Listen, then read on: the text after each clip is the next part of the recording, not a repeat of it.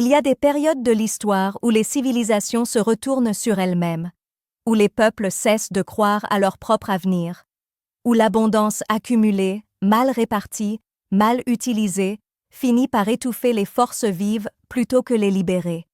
Nous sommes à l'aube d'une de ces périodes. Partout en Europe, les signes s'accumulent. Les prix montent, la confiance chute. Les promesses politiques ne suffisent plus à masquer l'instabilité. Et l'individu, privé de repères collectifs solides, se tourne vers l'immédiat, le divertissement ou le retrait. Mais il reste une voie. Elle ne passe ni par la nostalgie, ni par l'utopie. Elle passe par la reconstruction consciente d'un socle commun, à la fois exigeant, libérateur et durable. Ce socle repose sur un principe fondamental. La liberté s'apprend, s'entretient et se mérite. Elle ne s'hérite pas. Elle ne se consomme pas. Elle se défend. Et pour cela, elle demande de la clarté, du courage et du cadre. Dans les pays qui ont résisté aux crises mieux que d'autres, on retrouve une constante. Les citoyens y sont préparés à servir, à apprendre, à entreprendre.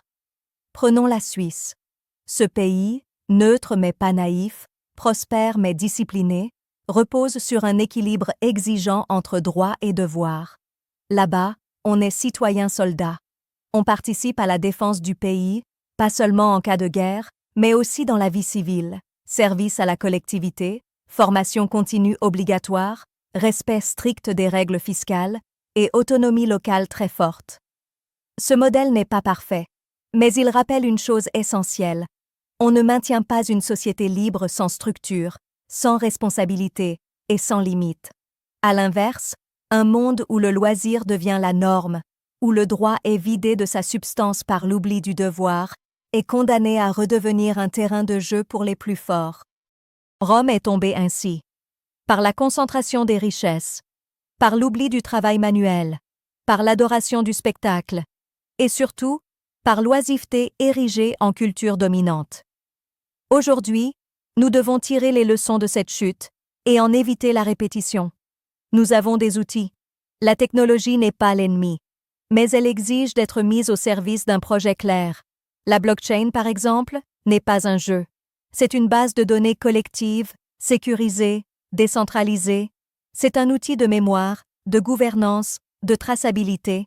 Elle pourrait, bien utilisée, devenir la charpente de nouvelles formes de collaboration entre citoyens libres et responsables.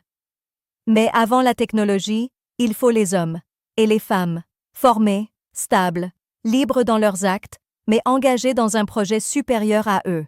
Cela implique 6 piliers à reconstruire d'urgence dans nos sociétés. 1. Un service civil et militaire obligatoire, adapté aux temps modernes, accessible dès 16 ans, progressif et valorisé sur le plan professionnel. Il ne s'agit pas de militariser la société, mais de reconnecter les générations au réel, au collectif, à la rigueur. 2. Une obligation de formation continue, tout au long de la vie. Pas sous la contrainte, mais comme un engagement commun. Que chaque citoyen consacre un peu de temps chaque année à apprendre, à se réinventer, à partager son savoir. 3. Un socle productif pour tous, même dans les loisirs. Toute activité récréative devrait encourager un développement personnel, un geste utile, une élévation de l'esprit ou du corps. L'éducation, l'artisanat, l'agriculture, le sport, la réparation d'objets, l'écriture, le soin aux autres ou aux animaux, voilà des loisirs dignes d'une société en éveil. 4.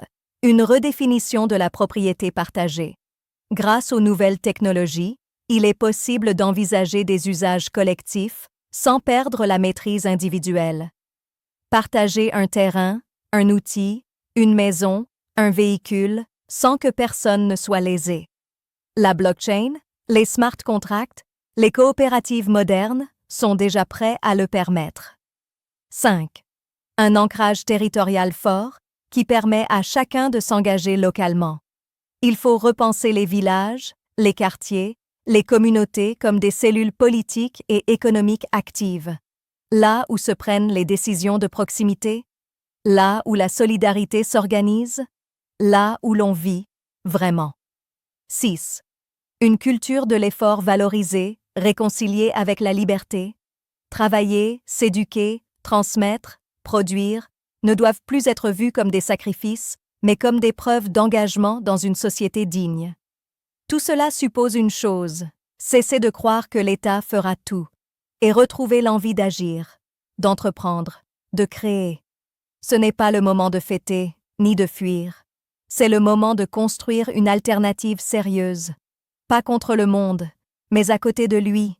Pas dans la fuite, mais dans la création. Chaque parcelle de terrain laissée à l'abandon est une graine qui ne pousse pas. Chaque compétence inutilisée est une lumière qui s'éteint. Chaque génération qu'on ne forme pas est une mémoire qui se perd. Nous avons encore le choix. Le choix de transformer l'inquiétude en stratégie. Le choix de faire de notre territoire une citadelle moderne, ouverte à ceux qui partagent ses valeurs. Le choix de transmettre plutôt que de consommer, de bâtir plutôt que de déléguer. Il n'y aura pas de miracle, mais il peut y avoir un réveil. Il suffit d'un endroit, d'un groupe, d'un souffle, d'un mot transmis, d'un projet tenu, d'un effort répété. C'est cela, la dignité. C'est cela, la vraie liberté.